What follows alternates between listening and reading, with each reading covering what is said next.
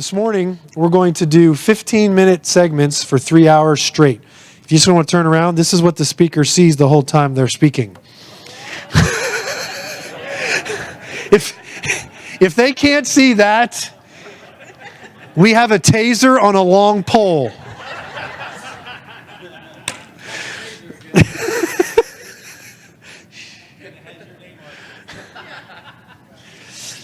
So, anyway, it is like 10 after 9, right? And the people we had scheduled first aren't here yet. Isn't that great? So when they do get here, they will get the tase for sure. So we're going to, actually, they're not here yet either. I don't know what's going on here. Who's running this show? Throw me in, Coach. So we asked Corey Strombeck if she would start, and she said absolutely. So get on up here, Corey. Now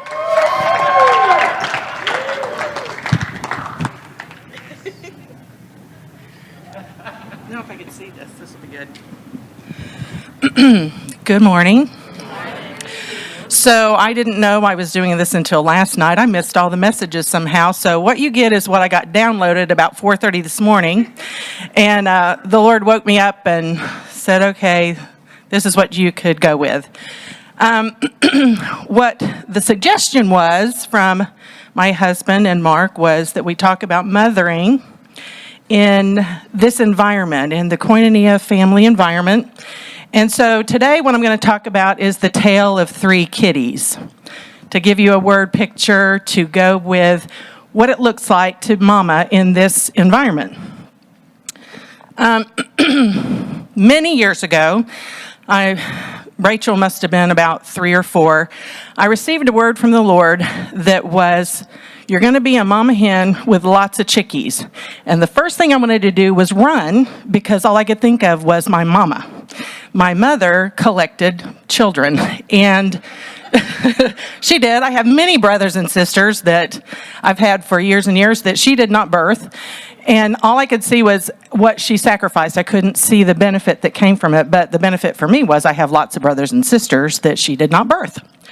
So the first thing you have to do is, if the Lord is telling you you are going to mother and father, is don't run, turn around and start walking towards the mothering and fathering. Do what you have to do to grow up and become that person.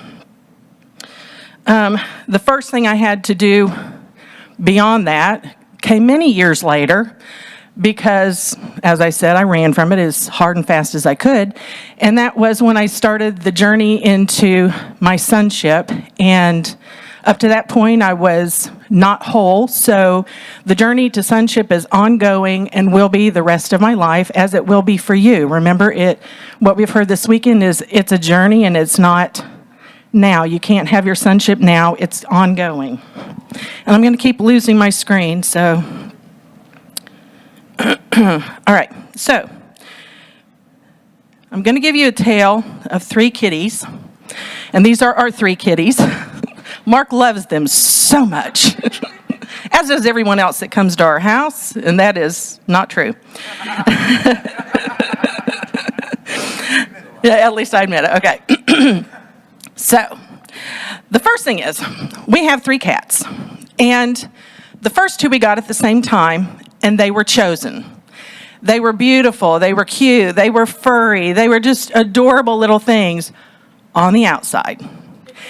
And so when the Lord brings you children to mama in this, sometimes they're going to come and they're going to look beautiful on the outside. They're going to be cute and furry, and you're thinking of little babies with the little booties. And then the one that we thought that was cutest and was the teeniest and whatever, I thought we had adopted the devil. She was half the size of the other one, and she would beat up on this little one, trying to dominate her and put her into submission. And this went on going. For 2 weeks, I thought, oh my word, we have made a mistake. The devil lives in my house. So she was controlling. She whipped the other into submission. But eventually, after 2 weeks, she started settling down, and she became what we thought was the best cat in the universe. Very loving, very sweet, except still dominating the other one. So she still had her stuff. And when the Lord sends you someone, sometimes you're going to get one that's beautiful on the outside, messy on the inside. You're not going to know when you see them the first time, but they'll settle down and they'll still have their stuff, but they're easier to love. So the one that was on the receiving end of all of this domineering became very skittish and would run away. And most people didn't even know we had another cat. So to me, because she was hiding all the time, to me it looks like someone that can't be transparent, someone that hides from people seeing them. And so you're going to receive children that look like that to mother and father. They don't want to be seen. Let's see if I can keep up with this. Another thing about this one is she had no voice. She didn't know how to meow. So it took time for her, and I'm talking years, for her to learn how to meow. So you will receive children that don't have a voice, and you're going to have to be patient for them to gain their voice and not expect them to be able to talk to you immediately. Okay, now we come to our disaster cat that we are completely in love with. Last year, we received a cat that was not chosen, was brought to us by our son, and Randy adamantly was saying, you have to find a place for this cat. And when he came, he was not lovable looking at all. He was dirty on the outside. He was sick. He was covered with burrs, and he was horribly malnourished, and we weren't even sure he was going to live through the night. He lived through the night. He received a diet that they call a rescue diet. And so for the first thing, they had to actually shove food into his mouth. So sometimes when you receive a kid that you're going to help grow up in the Lord and be mama or papa to, you're going to have to actually put the food in their mouth and teach them to eat again. The next thing that you're going to see is when they haven't eaten for so long, it looks really funny when they're trying to learn how to eat again. Food falls out of their mouth and they're not sure what to do. You don't think anybody would forget how to eat, but they do. So food's falling out of their mouth, and you're looking at it and thinking, how disgusting is that?